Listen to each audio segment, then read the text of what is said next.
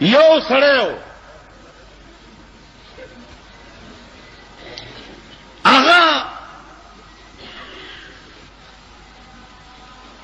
ښځه ډېره ظالمه وه او بد کرداره وه.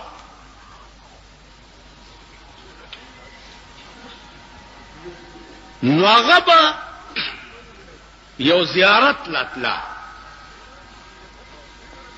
اول ته به دا دعا کوله چې خدای زما دا خاوند په دواړو سترګو ړوند کړه، په ټپو ړوند کړه. ولې چې زه څه کوم چې دی نه ویني. ښځې وی چې زما دا میړه ړوند کړه. زیارت ته وی بابا زما دا میړه ړوند کړه. نو چې زه څه کوم چې دی نه ویني. خاوند به ته تپوس کولو چې ښځې ته چېرته ځې؟ چې دغه زیارت لزما او دعا کومه چې خدای زما میړه له ډېر مال دولت ورکړي او ډېرې داسې کړي او داسې کړي. یو ورځ دا خاوند ورپسې پټ پټ تللی دی او د زیارت د پاسه چې کوم غلاف ورېدلی دی که نه، بیا د هغه غلاف لاندې هغه قبر سره ملاس دی. چې دا ښځه ورغلې ده وی زیارته بابا، هغه ورته ځکه لاندې خاوند پروت و که نه، ویل نن خو دې اواز هم راکو، ویل زما دا خاوند په ټپو ړوند کا په دواړو سترګو. ورته وی چې کور کې دې زیړه غوا شته؟ وی چې او شته. وی هغه حلاله که او 3 ورځې د هغې غوښه په میړه وخوروه نو په دواړو سترګو به ړوند شي. دا واپس کور ته راغلی ده چې 6 ساعت پسې ورپسې خاوند هم راغلی دی. ښځې څنګه چل دی؟ ویل سړیه دا چاړه والا دا غوا زره لاله کړه. ویل ولې؟ وی نن خو هغه زیارت را سره خبرې مو کړې. اوس ښځې ته دا څه پته ده چې زیارت سره هم دی پروت و. تاسو پوه شوئ؟ غوږ کې دی غوږ. دا هغې ته څه پته ده؟ زما په خپل خیال چې د خندانه زیات دی خبرې ته سوچ وکړئ بیا به پې پوهېږئ نه. غوږ کې دی.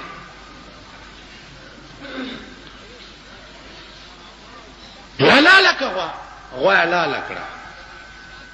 چې حلاله یې کړه نو یو ړومبۍ ورځ باندې چې په خاوند غوښه وخوړه، وی ښځې زما د سترګو ته خو څه تیاره تیاره کېږي.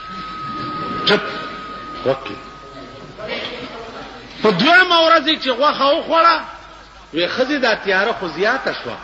وی بس دا خو د غوښې در باندې اثر وکړو، امید دی چې خدای به مونږ ښه کړي. چې په 3مه ورځ یې پې غوښه وخوړه، سړي په سترګو لاس کېښو. وی ښځې هېڅ راته نه ښکاري. وی چې ښه بس ړوند شو. خدای دې دا زیارت وی دا د څه چلګو؟ وی چې بس ړوند شو.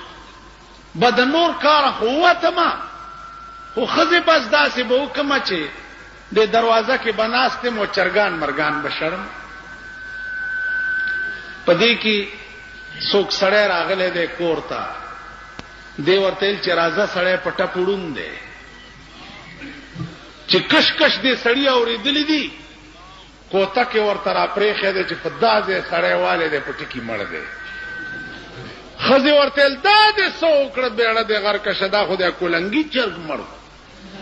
چرګانې ډېرو په کور چې 6 ساعت تېر شوی دی، 2یم سړی راغلی، بیا دې سړي په کوتک والی وی دا دې څه وکړه ظالمه، دا خو د هغه انګریزی چرګ مړ مړه. ها چې په دې کې 4 برابر کړه. چې 4 برابر کړه،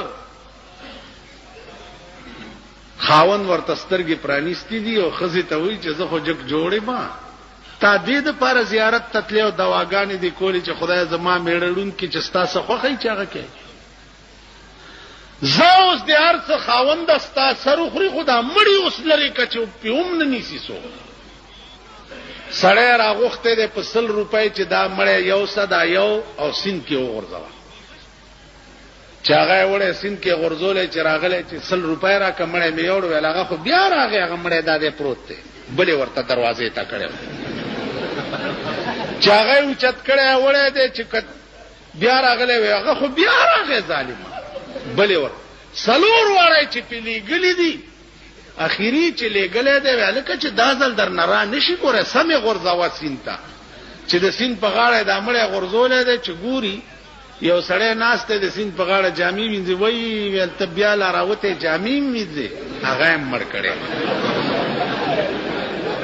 چې داسې په غاړه روان دی یو ماهیګیر روان دی میان نشي وای الله اوس میانم نسی ایم مړ کړي بل یو غوتمارو په دریاب کې میانو پسې غوتی والی پاغي ور ټوپ کړي ویلا سر دې مروچت کو ایم مړ کړي دی بیا راغې سړی ته وې چرور اوس می سم صفایاو کا جامې وینځلې امړې را په غاړه تراوته بیا مې ور غرزولو مړ مې کو بیا مایګیر په شکل کې راوته بیا مې مړ کو بیا د غوتمار په شکل کې بیا سر نه کولو دی خوراتلو بیا مې مړ کړو سړی ولا 100 روپۍ ورک ما ته وګورئ کله مقل لري او سوچ لري نو دینه به انداز لګوي چې په مونږ هغه د خزي کار شوه دی او داغه سړی کار شوه دی خدای میړه می پټه پوډون کی او میړه سره ور سره فراډ کو او جوړ سترګې وړاندې کړې ار سېلی دی ول د سوینم نه